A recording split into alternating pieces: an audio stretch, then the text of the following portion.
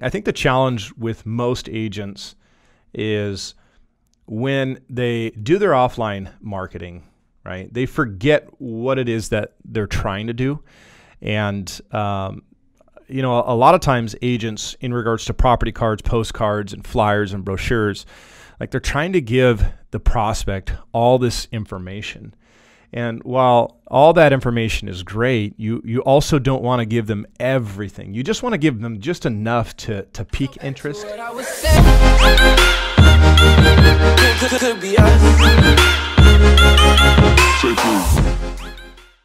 What's up, everybody? This is Nick with Agent Elite, and I have with us Nick Reis, our COO and Co-Founder. And today there's something I want to talk about. It's offline marketing. Nick, is it dead? Is it still really worth your while? I mean, how does it really work these days? Yeah, so I mean, here's the thing, Nick, with when it comes to like offline marketing, I think it's a question a lot of agents ask in regards to, is it dead? Is it still alive? You know, should I be doing it?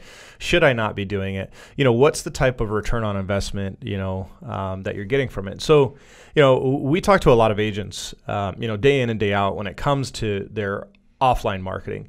And it's, first off, what are you doing in regards to the offline marketing? And are you doing it in a way to make sure that that marketing is funneling that traffic back to the website? And then also, is there a way for you to track the overall return on investment in regards to what you're doing? So when we talk about offline marketing, that consists of everything from property cards, postcards, flyers, brochures, you know, direct mailing, you know, just even, you know, local community events, you know, just things that you're doing around, you know, around the town, around the city.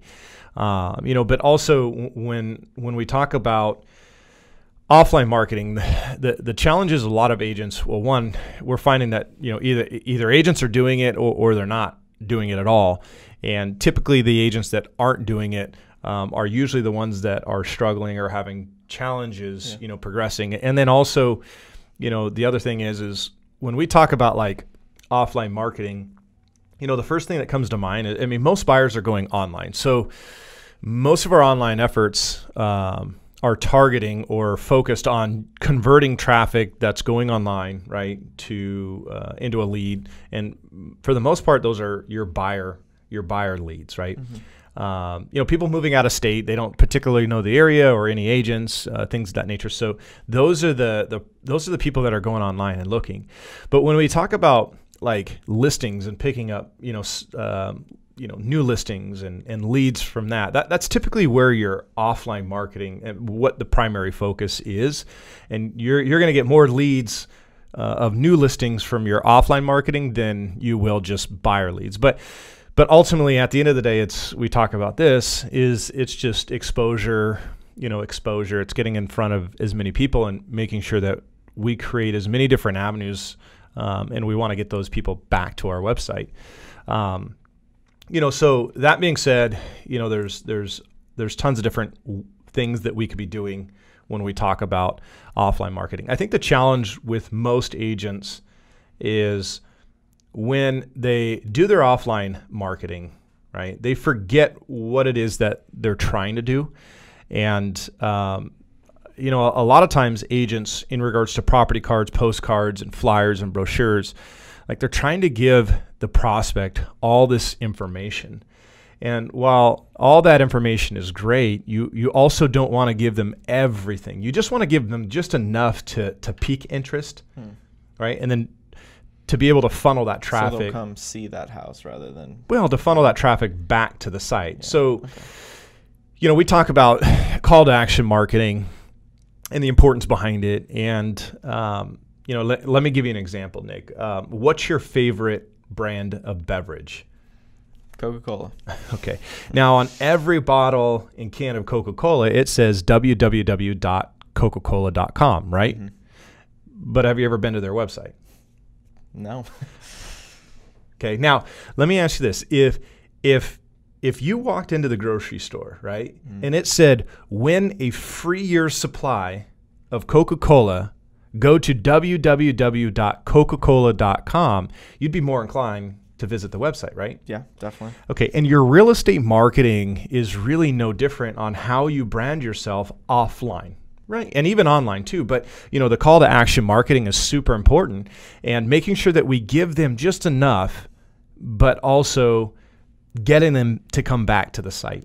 Right? Because once they come back to the website, they're gonna get the information that they were looking for, but then they're on your website, and now they have the ability to kind of, do whatever they want, right? And the whole idea is to, one, get people there, but then two is to make sure that we're keeping people there, right? Yeah.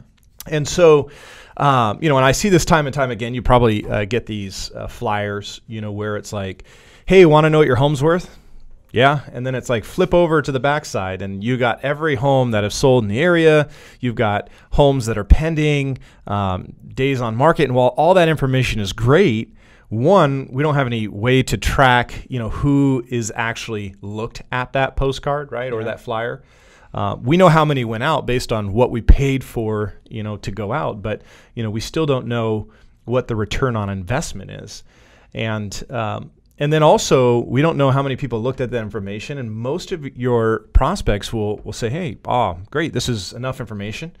And then two, you'll notice that a lot of agents put their domain name at the very bottom of it. Yeah. And it's very small, and it's like, that should be really the focal point on anything that you do, right? Is branding that domain name, is branding your website, getting that traffic to go back to you.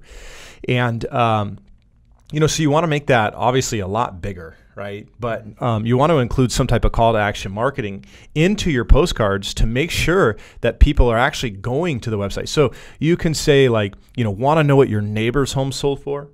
Go to www.nickreis.com, right, to find out instantly what homes in the surrounding area have sold for. Right, by neighborhood, by area. Yeah, by neighborhood, by whatever it may be. But the ultimate goal is to give them a little bit of information, but then to get that particular traffic back to the website. Now, there's also ways that agents can track the return on investment when it comes to their offline marketing. So something that we always suggest, or something that you can do, is go get just a subdomain name. So I'm going to give you an example. Like, I live in the city of Temecula, but then there's Wolf Creek, there's Red Hawk, right? There's all these like sub areas or, neighborhoods within Temecula. And, what I would suggest is going to get domain names that are based on those areas, right? And so when an agent does any type of postcards or property card or something of that nature, for that particular area, you put that domain name on there. Not your main domain name like nickreis.com. You would put like something in Wolf Creek Homes for Sale. And you only use that domain name on those particular marketing pieces, right? So this way, if I send out, let's say, 500 postcards, right? And I notice in the back end of my website on the analytics that out of the 500 postcards, I had nobody go to my website, right? Because you can track like the referring URL. And so over the next 30, 60 days, if nobody comes to my website, well, is that a good marketing dollar spent? No, probably not, right? No. So we can invest our money, in different places that will get us better results. But if I'm doing a postcard, and my call to action is right, and I'm giving them just a little bit, and I'm enticing them to come back to the website. But I see, based on those 500 postcards that we send out, I noticed that I have 20 unique visitors coming from that referring URL. Well, then I know that it could only have come from the print marketing that I've done, because that's not a domain name I just readily use, right? Yeah. And so there are ways to track the overall return on investment in regards to what you're doing offline, but I think where agents give up is they have no way of tracking that. And so then it's just a lot of money spent. And then at the same time, I think some agents just don't know why they're doing it, right? Which is concerning. Some feel they should do it, but don't really know why or what the purpose is. Yeah, I mean, real estate, business, right? Not even real estate specific, but just in business, it's all about networking. It's all about meeting as many people as you possibly can. And so, your offline goes a lot further than just property cards, postcards, flyers, and brochures, right? Another thing is, like, you'll notice that a lot of agents, when they're doing these property cards on their yard signs, right? They end up giving the price. They give all the information, great photos, and while all that information is nice, what happens is we drive by the house, right? We pick up that flyer, we get all the information necessary, and then we either crumble it up and move on to the next one, or that's really about it, right? Yeah. So we want to think about, well, how do we make use of that, and then how do we funnel that traffic back to our site? Because at the end of the day, there are still a lot of people that are driving around, looking for homes, like checking out neighborhoods and different areas. And so we want to make sure that no matter what we do, we're funneling that traffic, back to the site. And so here's just some tips and some things that you can be doing when it comes to that. One, I wouldn't suggest putting the price point on there for price, visit my website. But you can do something on the lines of only putting one photo of the property, or even two, right, front, backyard, but keeping the inside photos hidden. Right, giving some nice bullet points, and then in bold letters you should say something like, to get more information and to see all the photos, right, within this listing, visit my mobile website at www.nickreis.com. Pull it up right there. Well, I think a lot of times we forget that the majority of us have these smartphones, right, and where everything is via mobile, and so you have to focus on phrases and words that trigger the mind. And here's the thing is if I drive by this particular property and it's saying, hey, to view more photos and or to get the price, visit my mobile website at nickreis.com, then I'm more inclined, based on the word mobile. I have my mobile phone, so now I'm going to pull it up and I'm going to go to that website. I'm going to look at the property. I'm going to get to see all the photos. From there, I can request more information. But what I've done is I've driven a potential client to my website. And so therefore, if I'm not interested in that one particular property, now I have the full MLS right there at my fingertips. And that's ultimately what we're trying to do. Yeah. Right, from every marketing angle, every marketing piece that we do, it's all about funneling that traffic back to the website, because they might not be interested in that particular property, but they're interested in other properties around the surrounding area. And how many agents do you know really doing that? Not many. Yeah. I mean, you have text this number for more information, but then it just sends them the information. It doesn't necessarily funnel that traffic back into the website. And so, although those programs are great, if you're not creating different avenues and ways to get people to your site, then you're missing out on a lot of potential, leads. Entire funnel, yeah. Yeah. So, and the other thing is and I see this a lot, and I'll give you two examples. It's all about being involved and getting out in the community, and I see agents, repping their T-shirts, their polo shirts, with their logo. Also, name tags. I was in Bath and Body Works with my daughter just this past week, and I'm sitting at the counter, and this lady, is ringing up some stuff. And she had a name tag, and I'm not, I won't say the company, but anyways, it was interesting to me because I don't really see that too often. Mm-hmm. And so the fact is one, it just struck up some conversation, and then one thing led to another, and we just had this really good conversation in regards to what she does, how long she's been in the market, and you'd be surprised on how many people actually approach you just based on those small little things, right? It's the same thing with, rolling around town with a magnet decal, on your car with your information, or getting a car wrapped, right? I see those all the time. And I can almost guarantee you, if you look at the amount of transactions and what those particular agents are doing versus the others, I guarantee they're doing way more. Mm-hmm. And, just by simply getting their name in front of everybody. I mean, you look at those agents who dominate the area, in regards to their neighborhoods. I mean, everything they do is about branding. It's about marketing. It's about funneling traffic back to the site. And then you have agents going, well, I want to be number one. Everybody wants to be number one, but not everybody wants to put in the time and the work that they need to be number one, right? And I think that's a big issue in today's market. Listen, all you have to do is just be yourself. right? You don't have to be anybody but yourself. And, people buy from people they like, but it's all about building relationships, right? From everything that we do in every angle. Give you another instance. Just this past weekend, I was at a golf tournament. Mm-hmm. And I can't tell you how many people came up to this one guy, and it was a Remax hat, right? And he had just this big fat white hat, Remax on there.